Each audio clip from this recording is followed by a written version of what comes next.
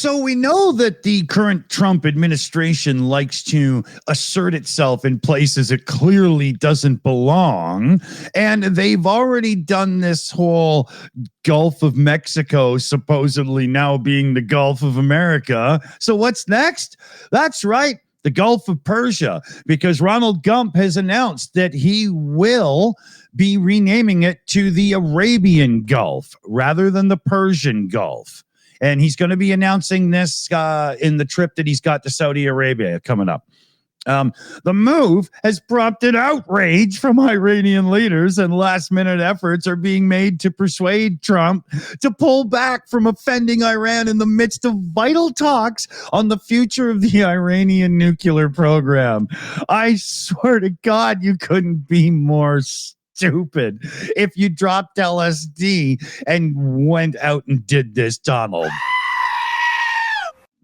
Come on, man. Seriously. The Iranian foreign minister, Abba Aragachi, said he hoped the absurd rumor about a name change was simply disinformation, adding that names of Middle East waterways did not imply ownership, but rather reflect a shared respect for the collective heritage of humanity.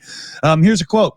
The name Persian Gulf, like many geographical destinations, is deeply rooted in human history. Iran has never objected to the use of names such as the Sea of Oman, Indian Ocean, Arabian Sea, or the Red Sea. In contrast, politically motivated attempts to alter the historically established name of the Persian Gulf are indicative of hostile intent towards Iran and its people, and are firmly condemned by us all.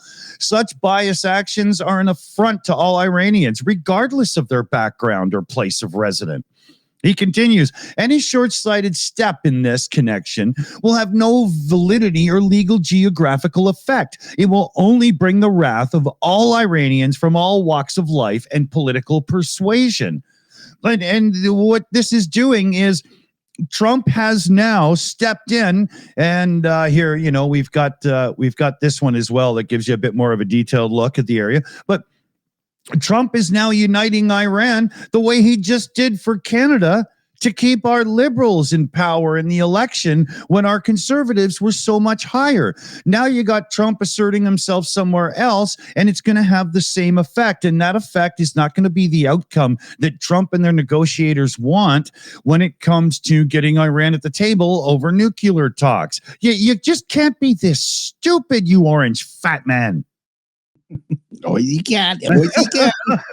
I don't know anything about world politics and all that stuff, but I know stupid when I see it.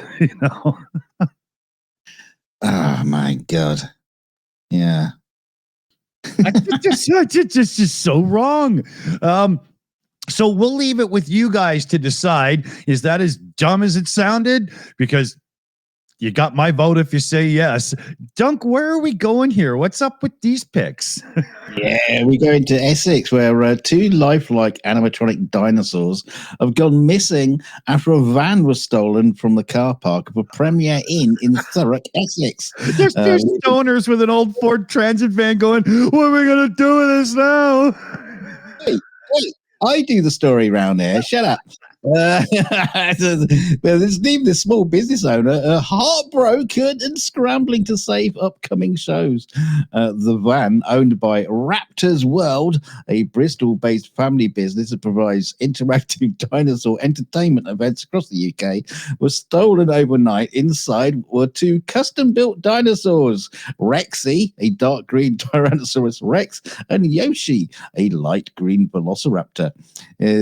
Tom Pruin says it's really gutting. He's the head ranger. He's redhead ranger. It's the puppets, you pillock.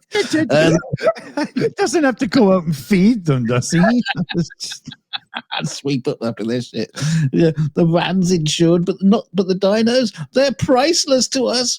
The theft occurred while Pewin and his team were staying at the Thurrock West Premier Inn, preparing for a performance at the destination at Lakeside Shopping Centre.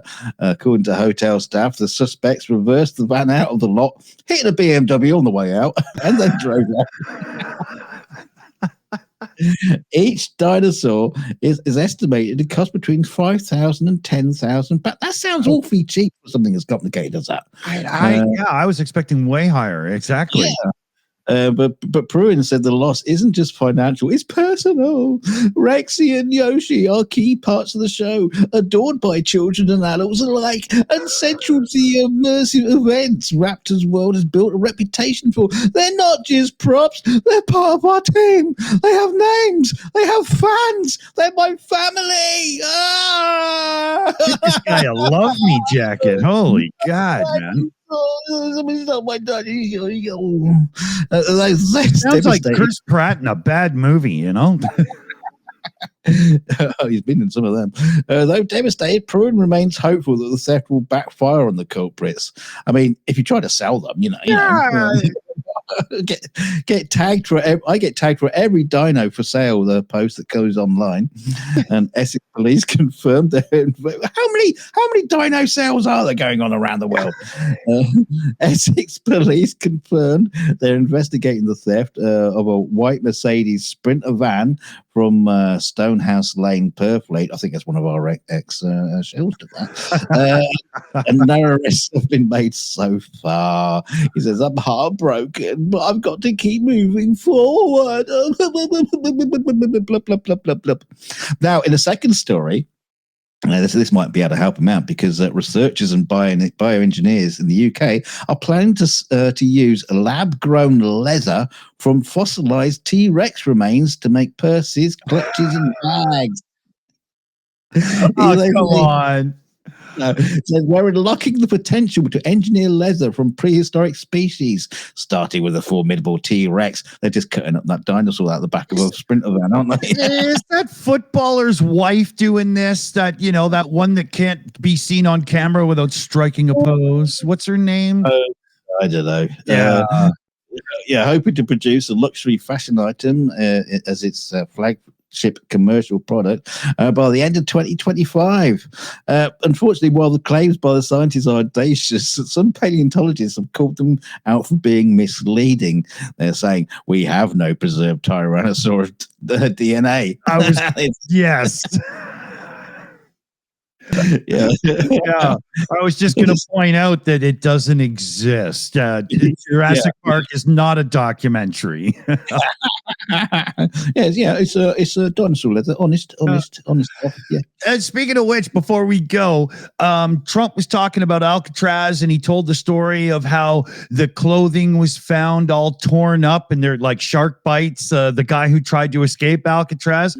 That never happened. That was in the Clint Eastwood movie, and the Clint Eastwood movie was streaming in Mar-a-Lago the weekend he was there before he said this.